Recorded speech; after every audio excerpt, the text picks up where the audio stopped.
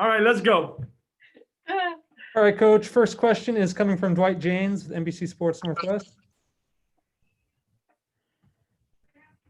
Terry, a lot of your players have talked about how competitive the scrimmages have been and how hard guys are playing. You see it that way, and do you expect that to continue? Yeah, I do see it that way, and yes, I do expect it to continue. I think everybody's glad to be on the court. To be honest, there's a lot of energy. Generally speaking, training camps, first couple of days of training camp are usually pretty good. Everybody's excited to be playing. The challenge is going to be when fatigue sets in and the legs get a little heavy, but we've had 2 really good practices. Next question is coming from Sean Hyken with Bleacher Report.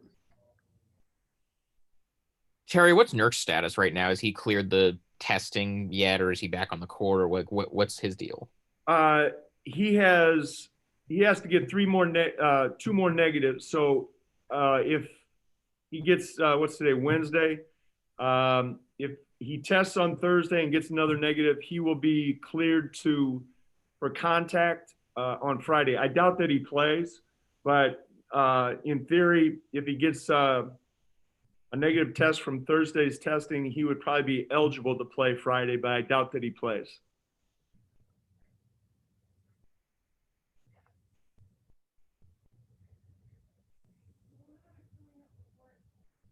All right, do we have any more questions? There it is. Back to Dwight. Sorry for the delay. Terry, what about Harry Giles? How has he looked? And if Nurk isn't available and Zach's not available, I would expect he would get some run on Friday night. Yeah, he's had 2 good days. He's a talented young man.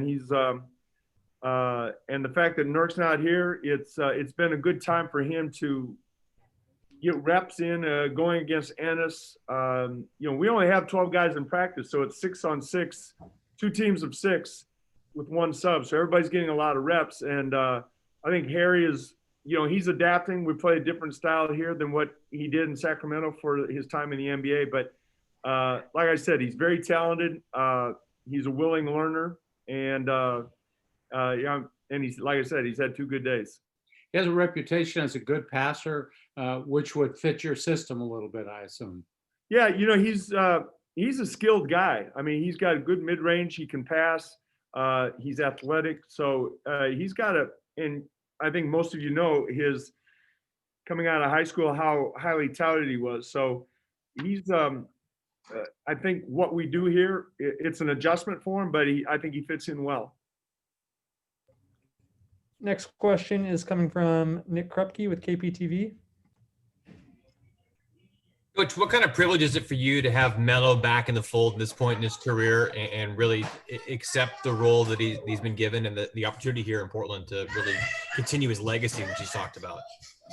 I think, like I said last year, having Melo last year to me was special because of who he is and what he's done in his career.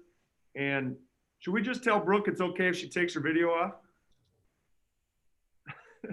You can't have it both ways. You ask for it, you're going to get it.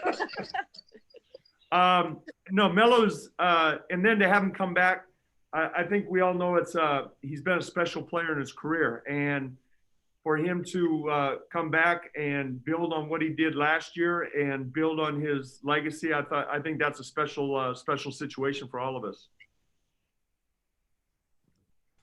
All right, as long as it's on, next question is coming from Brooke Wolfendam. Oh, you look good. Thanks. I mean, we're halfway there. So I don't think we've talked about Gary Trent Jr. a ton yet. Obviously, what he was able to do at the end of the season. Are you seeing that same confidence level, that same level of play? Are you seeing anything new from him? Same level of play. I think the bubble probably benefited Gary more than any player on our team. He had an opportunity, he made the most of it. I think it really helped his confidence and he was able to find his niche as far as what works well for him and in the context of how we play. So to some extent, he's picked up where he's left off. Next question is coming from Jamie Hudson with NBC Sports Northwest. You talked yesterday, Coach, a little bit about the defensive mindset and the additions of Covington and Derrick Jones. Can you talk more about? We've seen some videos with Derrick Jones and obviously his dunks, but can you talk more about what he's bringing so far to practice? He is such a dynamic athlete. I don't know if I've been around some great athletes. I don't know if I've been around somebody who has his bounce. I mean, it's pretty impressive. He comes from a really good program. Being in Miami, I have a lot of respect for what Miami has done over the years, the way they teach their players, their system. So I think that's helped him, obviously at both ends. I'd say this about all our new guys: the challenge of coming into a new system where everybody kind of knows what we're doing, and they kind of have to hit the ground running to catch up. And I think he and Harry and Robert and the Rook, they're picking things up. But back to Derrick, he's he's got just natural athletic ability, and along with that, I think he's had some good teaching along the way. All right, next question is coming from Mike Richmond. I don't get an affiliation. Coach, you just talked about Burgerville. Yeah, Burgerville zone. We unionize, baby. Coach, you talked about integrating the new guys. Obviously, you probably can't do this on Friday, but will the shortened season or shortened preseason impact how you approach preseason games? I know in the past, maybe 3 years ago, you went for dress rehearsals. You've kind of gone away from that the last 2 years. Are we going to see that maybe later in the preseason? I don't know. I think these 2 games with SAC is about getting guys minutes. Like I said, we'll have 12 guys eligible to play, and we'll see how that goes. But it's about getting everybody on the court, not overdoing the minutes. I don't see anybody playing more than 20 minutes in either game, maybe 25. But I think it's those 2 games with SAC is about getting up and down, running, and then we'll kind of see how things are before going into Denver. Next question is coming from Aaron Fentress, the Oregonian. Hey, Coach, did Derrick last week or the week before, whenever that was, hinted that he had been working on his three-point shooting and he hoped to improve there? Have you seen any evidence of that yet? I think he has a good stroke. Obviously he hasn't shown it yet in his hasn't shown it yet in his career, but I think he has good release, and I think it's something that he's going to get much better at. So I'm encouraged, especially when you look at the way Mo Harkless and Alfredo Camino ended up being important three-point shooters for us. I think he has that in him, and it's just a matter of getting reps and gaining confidence, because I think his stroke, the mechanics of his stroke are pretty good. Nice. Got a question coming from Orlando Sanchez with KGW. Hey, Coach, what's it like from an emotional standpoint to, see players come back from these serious injuries, and now to see Rodney get back out there and playing a real game again? I'm really happy for him, to be honest. You go back to Zach and Nurk in the bubble, and the fact that they were able to come back and contribute. Same thing for Rodney.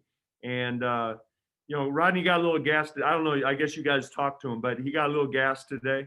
This is the first time that he really had a chance to get up and down multiple times. But that was good for him. But my feeling is I know how arduous rehab is. I mean, I know just by watching these guys and I haven't had that, but watching these guys go through the rehab process for months on months and then finally get a chance to come back, all the mental gymnastics that you have to do along the way to get back to this point. So I'm glad to see those guys get back. Got another question coming from Sean Hyken with Bleacher Report. Terry, we saw the coach dress code come out yesterday. How are you feeling about coaching in a mask? I know that's something you, back in the bubble, you said you felt like kind of weird about and you weren't really interested in doing, but how are you feeling about having to do that now during the season? Honestly, I was going to do it even if they didn't mandate it. I was in the bubble. I didn't wear the mask. I think that was a unique situation, but I think the way things are now, I think it's pretty obvious we all need to wear masks because we don't know where everybody has been. In the bubble, it was pretty isolated, but I think it's just in the best interest of everybody to wear the mask. I wear it all throughout practice. Like in the bubble, I didn't have to wear a mask during practice. I'm wearing the mask throughout practice now, so I don't think it'll be much of a difference for me now. All right, we're going to go ahead and wrap it up there. Thank you, Coach. All right, good seeing everybody.